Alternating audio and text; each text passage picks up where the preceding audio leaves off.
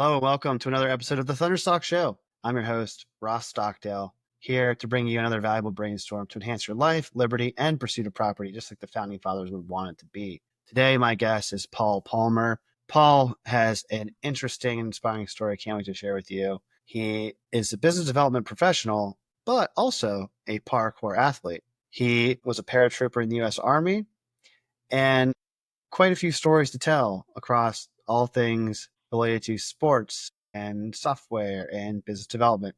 Can't wait to get into it. Paul, you just came back from Austin, timely, but tell me a little bit about that experience.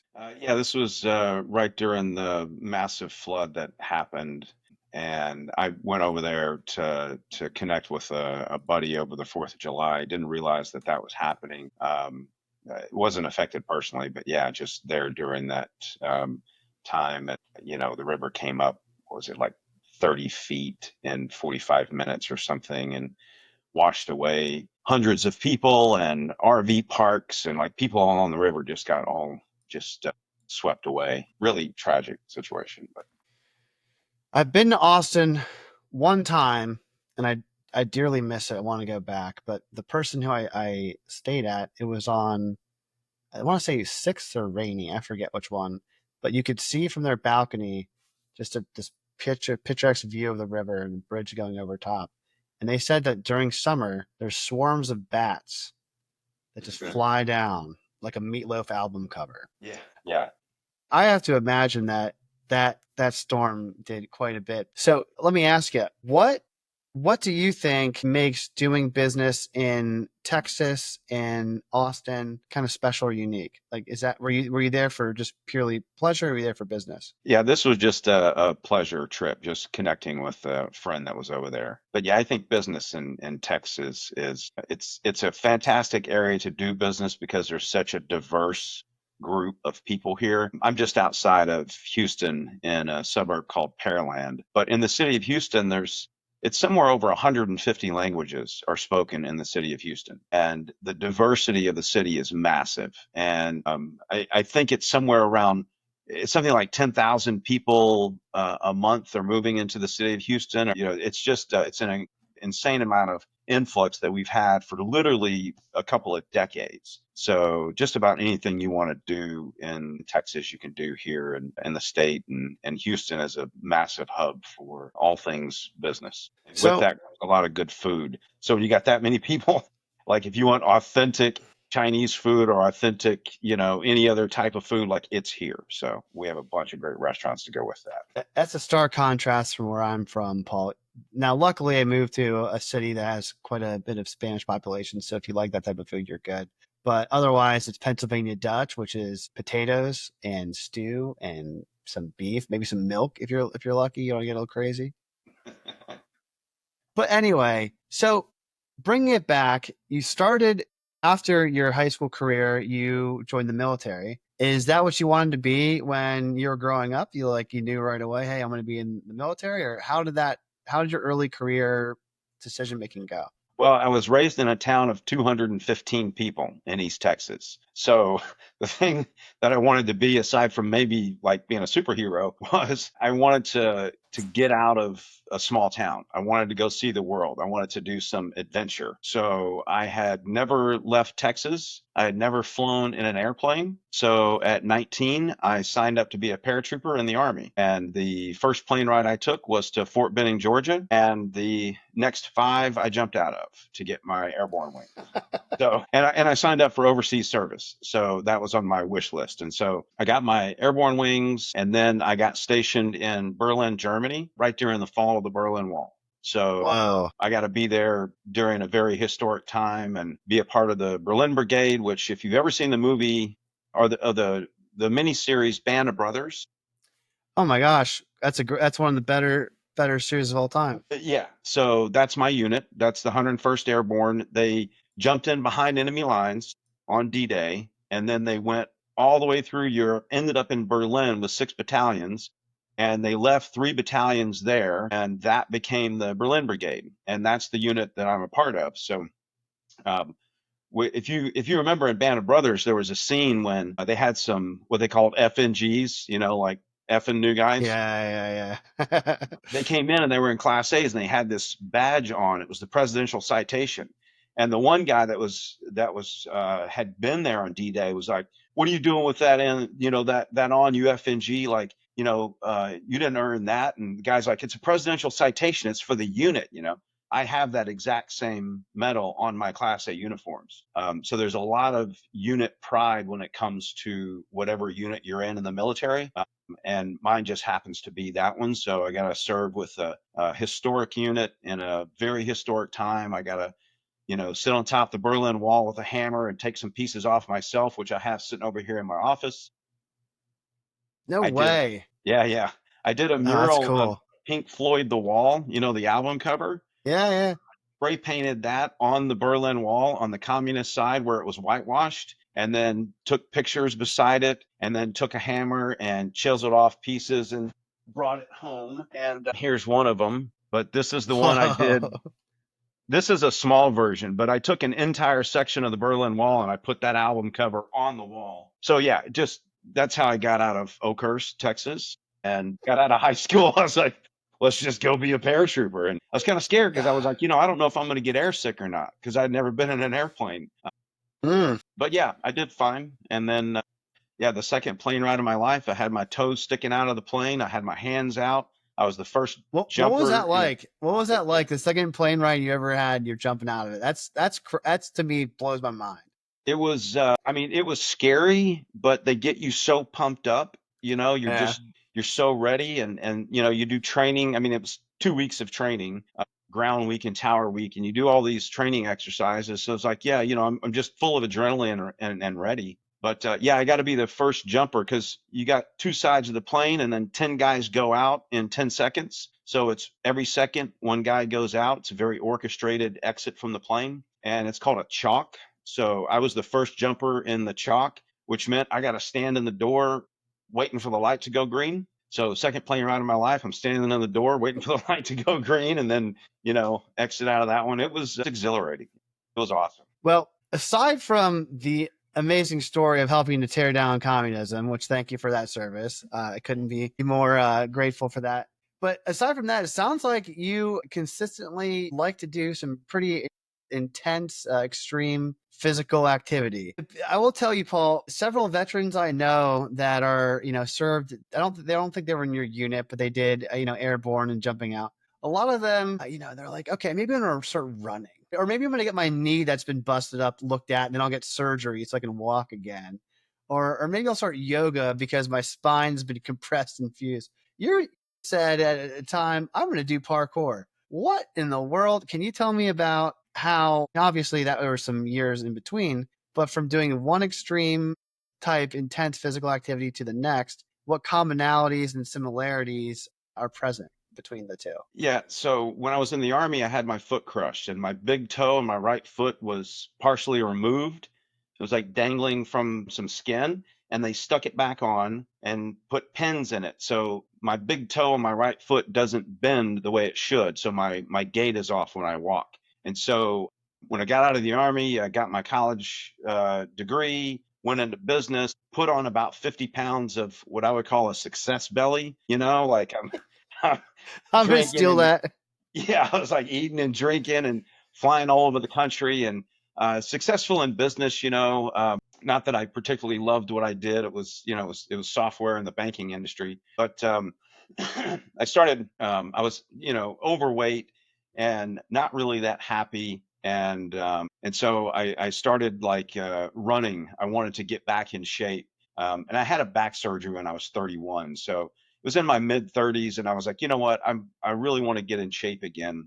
And I went on this hike with family and we ended up doing like a 17-mile hike and in one day, which is kind of like what we would do in the army. And I got so motivated. I was like, okay, I'm going to get back into shape. And so my wife was a collegiate runner, and she's run her whole life, run marathons. So I was like, I'm going to get back in shape and I'm going to run a marathon. Um, Whoa. Through my late 30s, I started running, and I ended up running a few half marathons. And then I decided that when I turned 40, I was going to kick in the door of my 40s by running my first full marathon. And so 3 months after I turned 40, I ran the Houston Marathon, 26.2 miles, and on my broken foot and after the back surgery. And then I like I do with stuff, I'm like, I'm going to go all in. And so I ended up running a lot more. I ended up doing 2 ultra marathons, so 50K trail runs where I did 31 miles in trails, like mud trails, routes. Yeah, I went kind of crazy on that. And so here I was about 41, 42, already run a couple ultra marathons. And then my son, who was 9 years old, was like, "Hey, Dad, I want to do this sport called parkour." And I didn't have a clue as to what it was. And so he shows me this video of this guy named Jesse LaFleur. And he's one of the most well known parkour athletes in the world. And Yeah. so I look it up on the internet, and it was like, if you want your son to die, do parkour. It's just like scared his mother and I to death. We're just like, this is such a dangerous sport. And so I was like, well, I'm going to go with him and do it. And so I took him to a gymnastics gym in Bel Air here in the center of Houston. And Mhm. there were some Olympic athletes that had gone through there, and it was like this, a really good gym. So I was like, okay, this is a good place to take him. And they had these parkour classes. So I was sitting there behind the glass where you watch your kid, do the class. And then after about 6 months of that, the instructor comes out and says, "Hey, we're going to take your son and move him up to the next class. It's like, 12 years old and up." And so I was like, "Well, how high up is it? I mean, can I join the class, at 41?" And they're like, "Yeah, you can join." So I started taking a class with my Oh, son and a that's few other cool. kids, and I started learning parkour at the age of 41. And so I did. I took that class for I think maybe a year or two that we went to that specific one, and like we were learning standing backflips. I learned my standing backflip at the age of 42. First time I ever done it in my life. But With a crushed foot, with a back surgery, like F your excuses is kind of what I'm hearing is the moral of yeah, the totally. story. Like I was making a joke that, and it wasn't a joke because it's serious, but the people that I know that are in your same cohort that jumped out of planes, like they're tough, they're awesome guys, tough SOBs, tough guys, but like the days of that crazy of standing backflips, that's just like that's not in the forward facing mirror. It's in the rear view mirror. And you're just like, hey, let's learn it. I love that story, Paul. I want to ask you, how was it recovering from the injury and how did you approach the recovery? Because a lot of people, myself included, have had some pretty crazy injuries and they might be like timid or tentative or worried about getting out there. Like, what was that part of the journey like? Because I think that once you run a marathon at 40, like signing up for parkour becomes less daunting than if you just came off the couch out of surgery. Yeah, I mean, I talked to my doctors, and my wife was like scared. You just had a back surgery, you blew your disc out, and I ended up in an emergency surgery. So, I had a bulged disc, they cut it out. So I have two discs that are two bones in my spine that like to click together and cause pain, and there's no disc in the middle, and I didn't get a fusion. And so I went to the doctor and I was like, "Hey, can I still be active and stuff?" And he's like, "You need to be active." And he literally pointed at my fat belly and he goes, "That thing, you got to get rid of that thing right there. Get rid of that fat gut because it's pulling on your spine." And he goes, "And if you got your abs strong, it's going to support your spine. So you need to get in shape." And at the Oh, time, I like to play basketball. And I was like, well, my wife is afraid that if I play basketball, I'm going to re injure myself. And so he wrote me a prescription to play basketball. And I still have that's it a hanging on my that's wall. a that's doctor. Yeah, he really was. And so I started getting back into shape, and that's when I started running.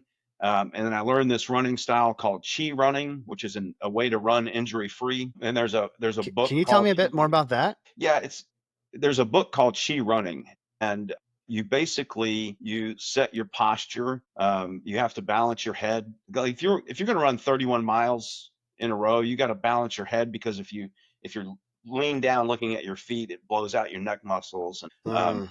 so there's a thing where you set your posture, and then you literally lean until you start to fall, and then your legs are there to catch you before you fall. And it's this methodology that allows you to run with little impact. And I did a midsole strike so that you're not taking a lot of impact on the spine. Versus like a And heel strike. yeah, yeah. Instead of a heel strike, it's a midsole strike. So you're balancing and falling and then just catching yourself. And if you want to run faster, you lean further and catch yourself that way. There's a whole methodology to it. It's a Huh. beautiful system developed by a guy that wanted to run injury free. So yeah, I just he said, you're not going to hurt the disc anymore. It's gone. We cut it out. And so the stronger you get, the better you're going to be. And so then it was a matter of just managing the pain. And there was a time I had a real hard time with like painkillers, and those things are really addictive. And if you take a bunch of ibuprofen, it's terrible for your stomach. So I worked on getting in shape and building the muscles to support the skeleton that had the issues, the lower spine, my lumbar, that was the issue. And so I just kept myself in good physical condition. And then if I had pain, I just kind of like let it rest and keep moving forward. Intuitively listening to the body. Yeah. Yeah. Man, Then I learned some other techniques as to how to get rid of chronic pain. There's a book called The Way Out, which helped me eliminate chronic pain. eliminate the need for painkillers, eliminate the need for ibuprofen. Yeah. Man, it's amazing. Yeah. Anyway, two quick stories to go off of that. Uh, had a lot of driving time in the last week or so. So listened to many podcasts. And one of them was Joe Rogan was interviewing a UFC fighter, Corey Sandhagen. And Corey Sandhagen, for those of you that aren't familiar with him or the UFC, he's one of those guys that looks like a drunken monk, like a weird. His striking is like switches stance. He's like ambidextrous, and he can kind of do it all, like side to side, front and back, just like incredible movement. And they got on the topic, and he's like, "Well, yeah, I blew out this shoulder, and I blew out this knee, and I blew this out, and I had this injury and that injury. I've had every injury in the book."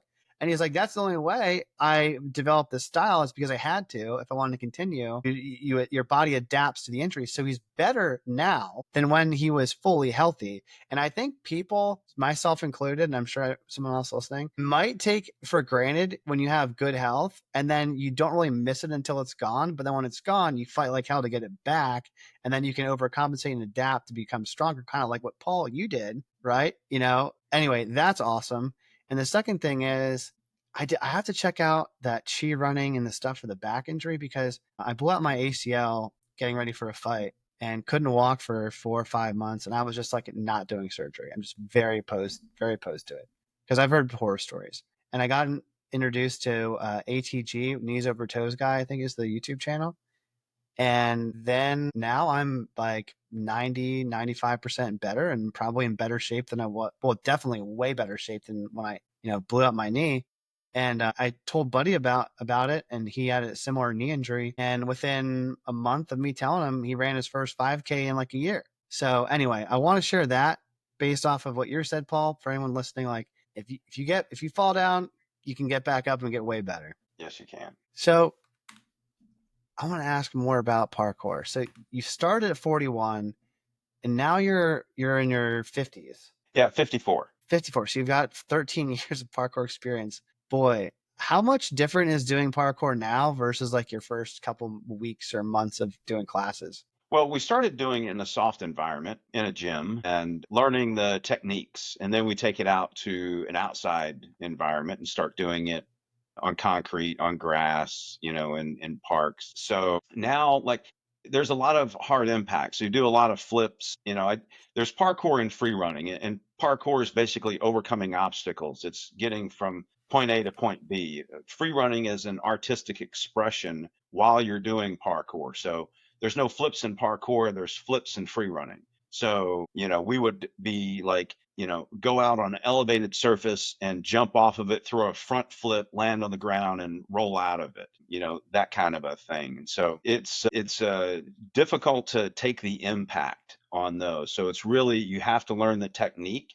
And so Right. we would learn the technique inside a gym in a soft environment, and then take it to the outside and, do that technique on the ground.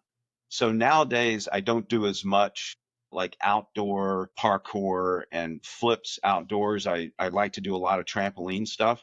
So I started learning trampoline in my 40s as well, because that's one of the training modalities. So now I've got a really good trampoline my son and I use in the backyard. And so like doing flips and multiple flips in a row. Like I can throw 3, 4 front flips in a row and then immediately, back flips in a row, boing, boing, without stopping. I learned my double backflip when I was 48.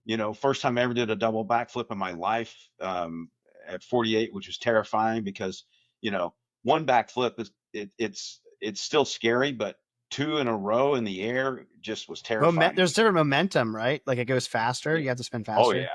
Yeah, and you got to Yeah. go a lot higher, and you got to wait for the tuck, and but yeah, it's basically the beauty of trampoline and flips and parkour is that you have to overcome fear, and Mm, you have to do that in business. You have to do that in life. You have to do that yeah. in marriage. My God, I just celebrated my 28-year wedding anniversary. Talk about Congratulations. That's a terrifying. milestone. Like being married to the same woman that we've been together like 33 years. Like life, as a whole is scary. And so like if you're standing on a ledge and you're like, I'm gonna jump from here, to that ledge and try to, cover this gap. And if I don't, I'm gonna eat it pretty Your hard. body is giving you that stress response of this is dangerous. Your mind's telling you, here's the technique to make it work. And then you have to just trust your mind. Yeah, yeah. And so that's the big benefit I think in doing these type of things is overcoming those fears, which gives you a chance to display courage.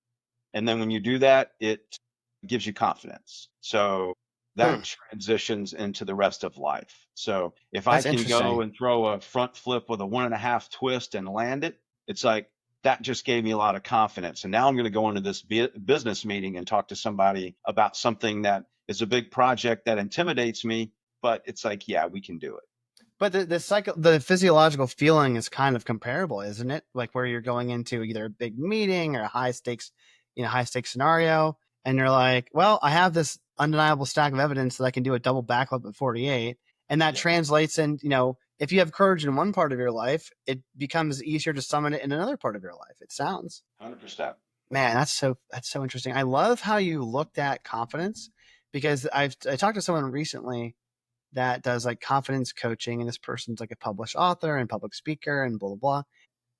He goes, oh, I do a lot of positive affirmations with clients, and I get them to say a lot of things, and I'm like, yeah, for some people that probably works, but for you, you're saying I'll teach you how to do a front flip or a back flip, and it will have potentially a greater physiological effect. I'm not comparing apples to apples, but I just love the two different takes on confidence. And I really believe that people just need to do things that are hard and then that require courage, because I think courage is a muscle. Yeah, I love that. Courage is a muscle for sure. Because if you could train your body to do what you train it to do after those surgeries, then you can definitely train your mind to be brave. Yes. So, all right, we talked offline. I want to unpack this story.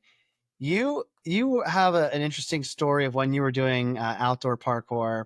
I want to say it was in California, and you were randomly doing it, and you had a chance encounter with someone. And I think now you're in business with that person. Can you tell that story? Yeah. So my son and I were going to an event. This hero, Jesse LaFleur, this guy that's part of Tempest Free Running, out of Los Angeles, California. It's a group that was started in 2007, started by 4 Hollywood stuntmen. If you've seen an action movie, you've seen their work, and they've been in over 200 movies. They teach stunt. They have a class called Stunt Master Class that they do in Los Angeles. And so this organization was started by, like I said, 4 Hollywood stuntmen, but the CEO is the first world champion parkour athlete in the history of the sport. His name is Gabe Nunez. And so he's the CEO of Tempest. And so his team, which is like the most well known team on the planet for parkour, had just gone to Greece this was in like 2015. They went to Greece, competed in the Red Bull Art of Motion, which is the world championship parkour event. And this one guy, Corey DeMeyers, won that event. Jesse LaFleur won best trick. And there was another guy named Pasha that was, they call him the boss. He's a 3-time world champion. And so these guys got in a tour bus and had a big, had it wrapped, and they were doing this movie premiere. So they created this movie called From Here to There, and they went on a tour around the U.S. And the very first leg of it was here in Texas. They stopped in Austin. So my son's like, Dad, we got to go see these guys. And so we load up in the truck and we drive over, and we're at this parkour event. And my son and I had started this group. We called it One Love Parkour. That was our name. We're a father-son parkour team. We got little videos. You can see us on YouTube. One Love Parkour, father-son, we're out there doing flips and stuff. And so Sick. we're out there in Austin and we're training with these guys, and I'm throwing flips next to my son, and we're like doing the same thing. Like he'll throw a front flip, I'll throw a front flip. And then so these guys came up to us and they're like, dude, what's the deal with you? Like, where did you come from? You're like an old guy and this is your son? Like you guys are a father-son team? And so we started talking with them and they were like, well, can we interview you? And we're like, well, sure. So they got us on the camera and we did a whole interview with them and kind of told our story. And they were the coolest guys ever. And they just won the world championship. And these were Carson's heroes. Like he was like, Yeah, Dad, you this is said that he got into it watching them on YouTube. yeah, we You got said that into it earlier. watching on YouTube, and now we're training with them, and now they're interviewing us, and we're on camera. And so my son's just his eyes are like this big. He's like, Dad, this is the coolest thing ever. And so we hung out with them. They were just the coolest people. And then they did this trip. They went all the way around the United States, and then they were planning like 3 weeks later to end up in Los Angeles and go to this premiere of the movie. And so my son's like, Dad, can we please go to LA? You got to take me to LA. We got to go, to this premiere. And so I was like, you know what? We're going to do that. I'm going to take you. And they have a couple of gyms out in Los Angeles, one in San Diego, one in Los Angeles. And these are like world renowned parkour gyms. And so most of the videos that my son watched were from inside of this gym. And the inside of one of these gyms looks like the inside of Super Mario Brothers video game. It's just like the people who would build the sets for the movies went and built this gym. It's like first class all the way. So my son's like, this is like the Disneyland of parkour. Dad, you got to take me. We got to go. Well, I had started learning how to make boomerangs because of my son. A couple of years earlier, he had asked me for the boomerang from Legends of Zelda, Oh Link. yeah, yeah, yeah, He's like, yeah. Dad, I want Link's boomerang. Well, I couldn't find it. So I was like, well, Daddy's going to make it. That's so cool. I made a horrible version. It was when a boomerang doesn't work, it's called a stick. So I made him a stick, a piece of crap. And I was like, I was pissed off at myself. And I'm like, you know what? I'm going to figure this out. And so I dove into the aerodynamics, the physics, how to make the gyroscopic effect. And I started carving boomerangs as a hobby. And so then we did this parkour event. We met all these world champions. And I was like, you know what I'm going to do? I'm going to make these guys a boomerang because I think it would be cool if I put their Yeah. logo in the boomerang. It's just an idea I had.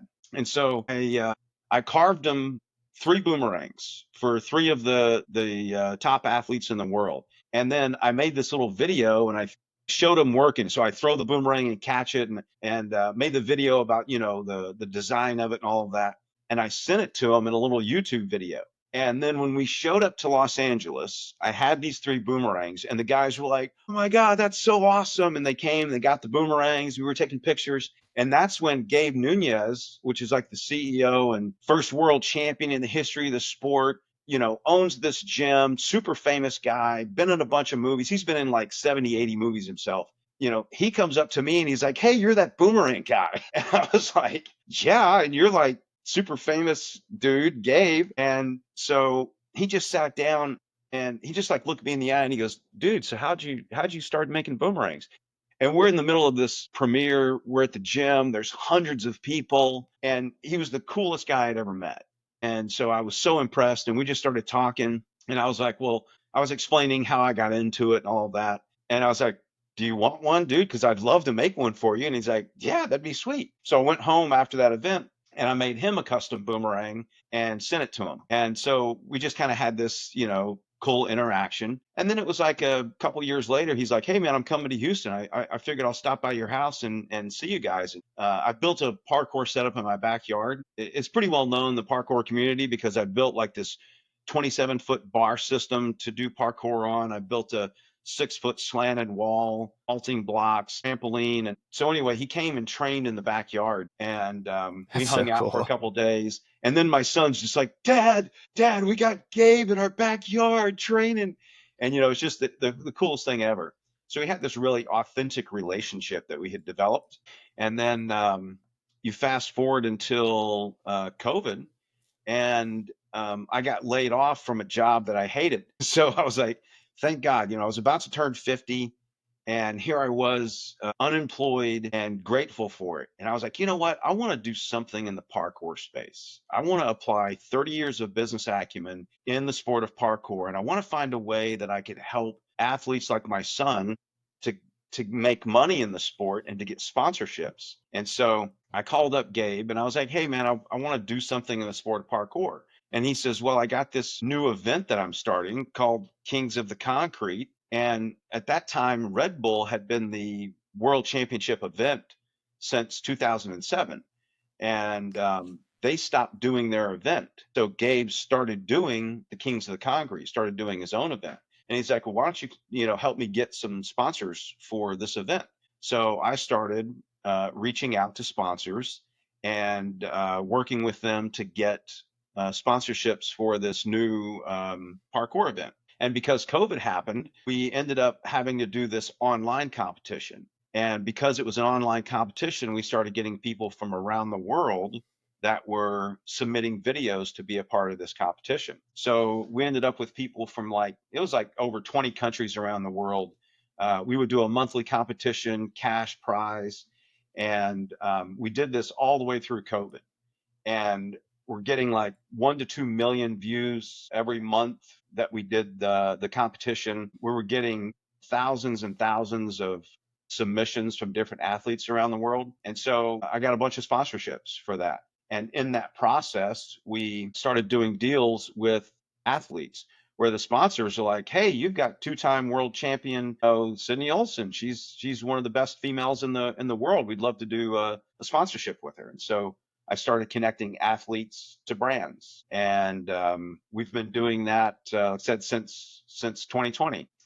So then that's when we came up with the idea for A to B, which is what we're now in the process of fundraising for, to build a platform that would connect A's, athletes and artists, to B's, brands. And so now Gabe Nunez is my business partner, and we have another technology partner named David. So there's three of us that are involved in this business, and we're building A to B. And it's been quite an amazing journey for us to put this together. And if all goes well, we'll get funding, and it will provide an athlete a platform that, as a micro or nano influencer, can get them in front of a brand. We'll give them a function similar to like Linktree, where you can pull all your Mm-hmm. links together, put it in a Yep. single space. It will have a function styled after Patreon, where you can do Yep. private content for a private membership base, and then something similar to a Shopify, where you can have the ability to sell products directly to your followership. And then also we're providing education to brands, and to athletes on how to work with brands and how to put together content for brands. Because the other thing that Tempest does is they own Tempest Media House. Being in Hollywood, they do commercials for brands. We've done a big Apple production for their M1 chip, a huge, Super Bowl style commercial for that, and do content for a lot of other brands similarly. I want to highlight a couple of things. Number one, the majority of the stories you just told came from you being a dad and saying, how can I connect with my son, which is freaking awesome, right? Whether that's, I'm going to go to this gym and help you pursue this thing you found on YouTube that's pretty cool, or, oh, you're into Legend of Zelda, let me make you a stick. At the time it was a stick, but now it's a boomerang. And then you made boomerangs as a way, because in marketing, it's something that I'm forever a student of and fan of. People try really hard to stand out and be remembered, but it sounds like the best marketing is authentic, and it's just like, hey, I think this is cool. You might think it's cool too. Yeah, I do think it's cool. Can I have one? Yeah, sure. And now your business partners have a relationship and stuff like that. So it's just like the organic nature of the story, Paul, is really, really fun, because you kind of approach things where, let me try something. Well, that didn't work. Let me try way harder and master it. It's like the recurring theme. It doesn't matter if it's boomerangs, which, for those of you that are listening, Paul's backdrop is a wall covered with boomerangs. And if you're viewing, you can see that they exist and that they work. And it's like one of the things, Paul, that if I could solve, it would be if somebody has something in their heart, or they have a desire, or like an an idea, it's like reduce the time and friction from idea to action. Because like if you would have made one boomerang that stunk, what would life be like? Probably not nearly as fulfilling or cool. Yeah. So that's a hell of a story, man. I really appreciate that. Now I want to talk a bit about A to B. I have a parallel experience. I think it's an okay analogy to make coming up through with mixed martial arts, and brands like the UFC now are synonymous with mixed martial arts, but it wasn't always that way. And I remember in the not too distant past that it was pretty darn near illegal all over the place. People thought it was barbaric, and like they called it human cockfighting or dog fighting. And now there's rumors that there will be an event on in the White House. So if that doesn't say, it's got mass appeal, what does? I love talking to athletes and other sports that are, I don't want to say the ground floor, but like they knew it was awesome before the general population knew it's awesome. So tell me a bit about how your mission to spread awareness and to help monetize and support the sport. Like, tell me like 20 years. Obviously, you don't have a crystal ball, but if you could guess, like, what do you think is going to happen in 10 years, 20 years to parkour and free running and all the things that you're involved in? Well, I think that the sport of parkour and free running is going to continue to grow. And what we're seeing now is that it's starting to sprout into other micro sports. Now we know about Ninja Warrior. Ninja Warrior has been around for a long time, but there's a lot of crossover between parkour and ninja. And there's a new sport, maybe 6 or 7 years old, called World Chase Tag.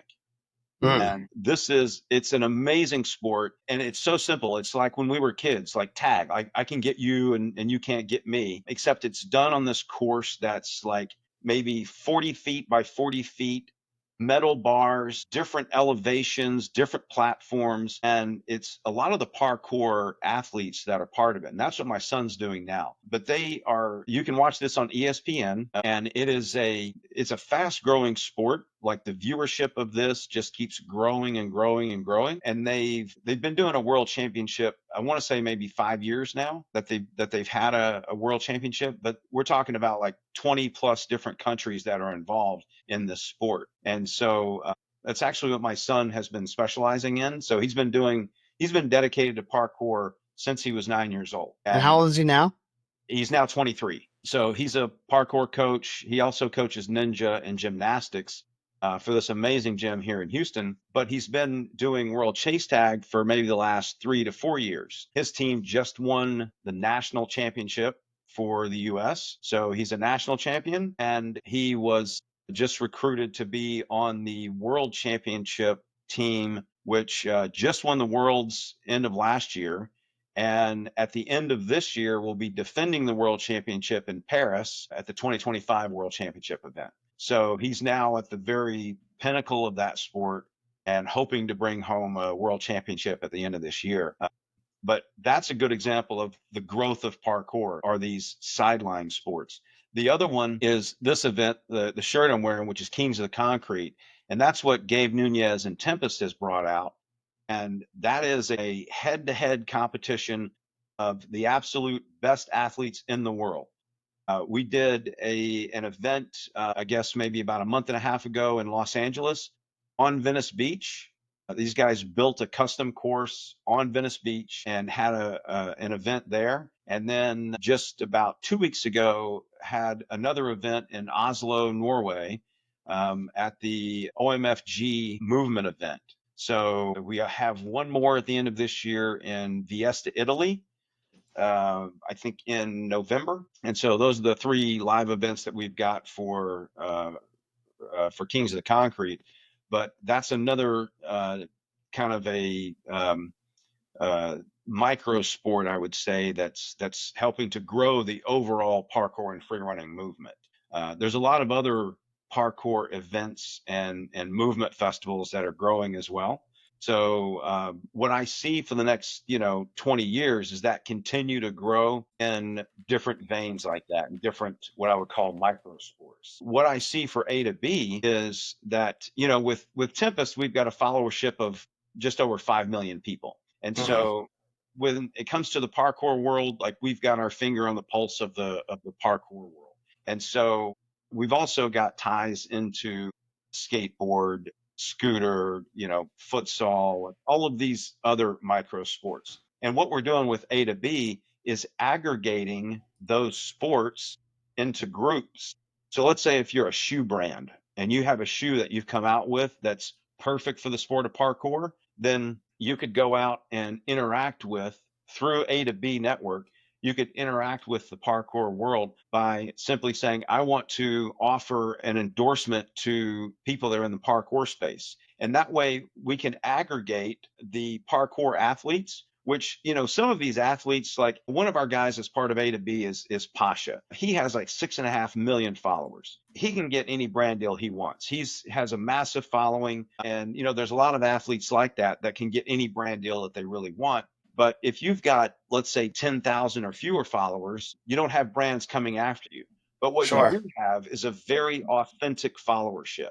So, Right. if I've got, let's say, 5,000 followers and I hold up a drink and say, I really like this. This is awesome. You should try it. That's authentic. My followership is going to be a much more engaged reaction to that. If you're like a superstar and you say, hey, I love this drink, everybody's going to be like, yeah, well, you do that for the money and you're making a bunch of money to support it. It's less of an authentic followership.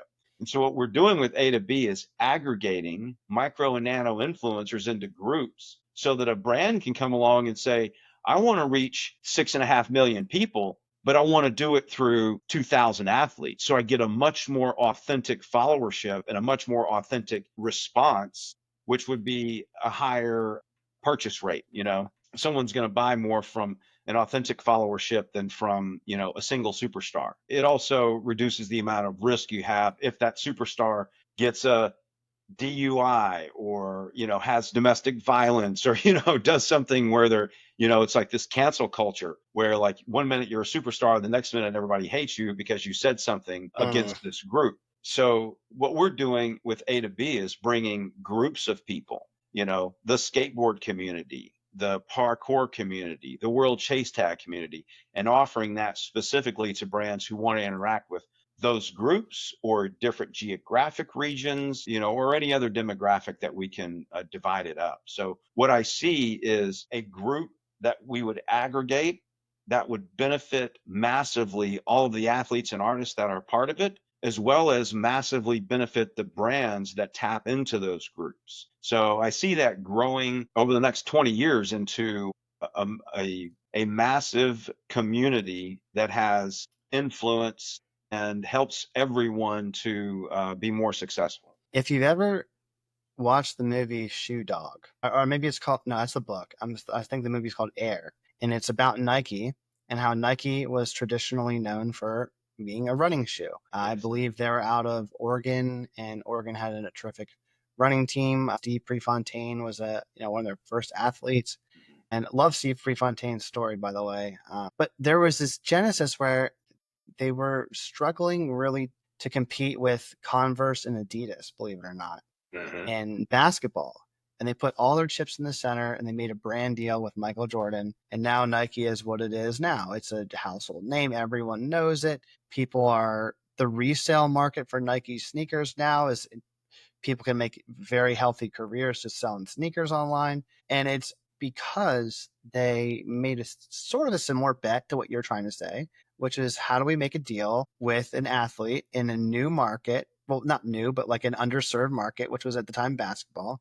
And it really helped that relationship changed American culture, I think, because it made basketball, went from being, it was a popular sport, sure, but now it's up there rivaling any of the other major sports, largely in part to the popularity. And as much as our skilled and determined and have all these characteristics traits, it does require a hint of business acumen to help them boost them and reach their full potential. And I think that mission is an inspiring one to say the least, Paul. We're approaching the end of the show, and I need to segue into one of my favorite parts, which is leave a question, ask a question. So the last guest has a question for you without knowing who you are, and then you have the opportunity afterwards to ask the following guest without knowing who they are anything you'd like. Question for you, Paul, is what are you going to do today that's going to inspire someone in the world to do something different, better, more important? What am I going to do today? Well, today, not long after this call, I have a business meeting with my partners about A to B. and I'm going to do everything in my power to get this off the ground and provide the value that we can provide to athletes and artists and brands. And I think that the success of any business and the subsequent revenue of any business is a direct reflection of the amount of value that you can provide to someone. And with our platform, we produce a huge amount of value for the athletes, and we also produce a huge amount of value for the brands. So I think that would make the world a better place, because if we do this the right way, we'll end up making tens of thousands of people better at what they do, and that would have a huge impact on the world. I knew that would be an easy question for you. That's why I was smiling. The majority of this conversation alone could have been an answer to that, to be quite frank. Now, what question do you have for the next guest?